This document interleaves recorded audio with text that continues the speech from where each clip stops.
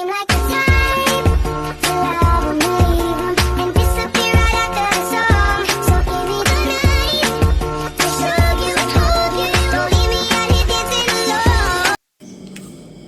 Halo teman-teman, di sini saya akan menjelaskan tentang penyakit menular dan tidak menular. Penyakit menular adalah penyakit yang disebabkan oleh berbagai macam mikroorganisme yang masuk dalam tubuh, misalnya virus, bakteri, parasit, dan jamur. Penyakit menular dapat menyebar dari seseorang dengan penyakit tersebut ke orang lain yang sehat. Macam-macam penyakit menular sangat sering menyebabkan angka kesakitan masyarakat, terutama masyarakat negara yang sedang berkembang. Penyakit menular atau penyakit infeksi merupakan penyakit yang tidak jarang ditemukan di masyarakat Indonesia. Lebih berbahaya mana sih penyakit menular atau tidak menular? Sudah jelas jawabannya, ya, penyakit menular. Macam-macam penyakit menular yang dapat terjadi. Penyakit pada saluran pernafasan seperti tuberkulosis atau TBC. Penyakit ini dapat menyerang berbagai organ tubuh, tetapi yang paling sering adalah paru-paru. Gejala-gejalanya secara umum adalah penderita pucat, kurus, badannya terasa lemah dan lesu, tidak memiliki semangat kerja.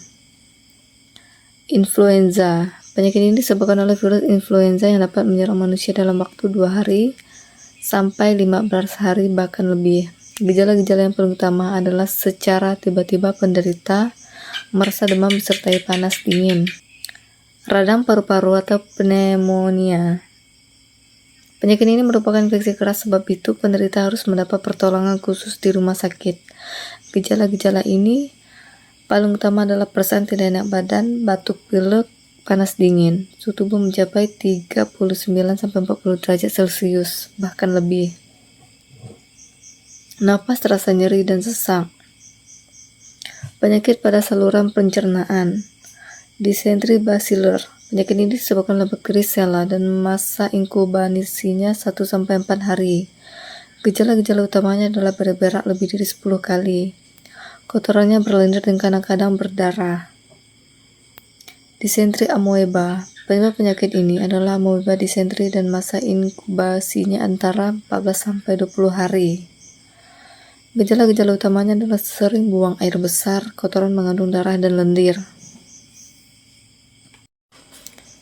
Tipes. Penyebab penyakit ini adalah bakteri sejenis Salmonella typhi atau Paratyphi. Masa inkubasi 10-14 hari. Gejala utamanya adalah badan lesu, panas terus tinggi, sakit kepala di kening, lidah kotor, rasa mual disertai rasa sakit di otot. Penyakit kulit, skabis atau kudis. Penyakit ini disebabkan oleh parasit yang disebut Sarcoptes scabies yang berusaha membuat terowongan di bawah kulit. Gejala-gejala yang utama adalah gatal-gatal pada malam hari, timbul koreng dan gelembung bernanah pada lipatan jari tangan, kaki, siku, paha, pantat, dan telapak tangan. Pneumothonia versicolor. Penyebabnya adalah jamur yang menular secara kontak langsung dengan penderita dan secara tidak langsung melalui pakaian, alat tidur, sapu tangan, handuk, dan sebagainya. Jenis-jenis penyakit tidak menular. Istilah penyakit tidak menular dipakai dengan maksud membedakan kelompok penyakit-penyakit lainnya yang tidak menular. Di antaranya penyakit jantung. Penyebab penyakit jantung berkaitan dengan keadaan dan perilaku masyarakat maju, misalnya tingginya stres, salah makan, dan gaya hidup modern.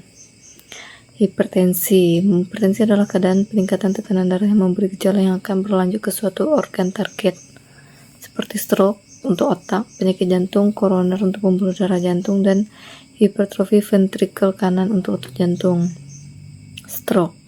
Stroke adalah suatu penyakit defisit neurologis akut yang disebabkan oleh gangguan pembuluh darah otak yang terjadi secara mendadak dan menimbulkan gejala dan tanda sesuai dengan daerah otak yang terganggu. Kanker bukanlah suatu penyakit, tetapi beberapa penyakit dengan pathogenesis, gambaran klinik dan penyebab yang berbeda. Kanker ditandai dengan terjadinya pertumbuhan sel yang tidak normal.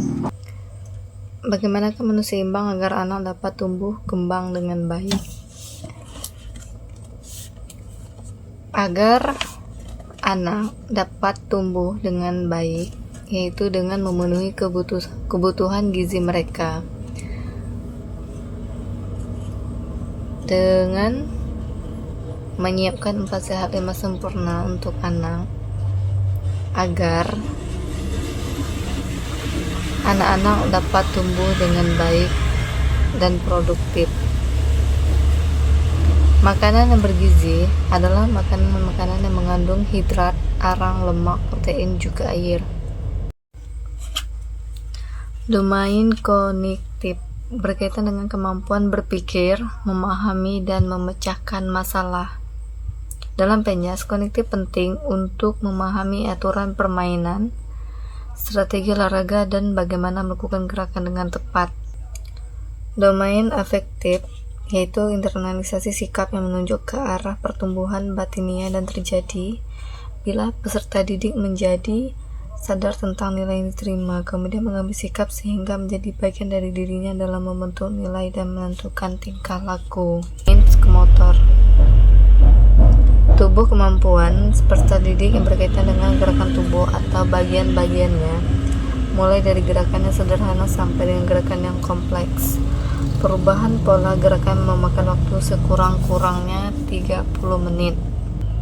Dalam penjas, ketiga domain ini sangat penting karena pembelajaran yang holistik mencakup pengembangan kemampuan intelektual, sosial, emosional, dan motorik peserta didik.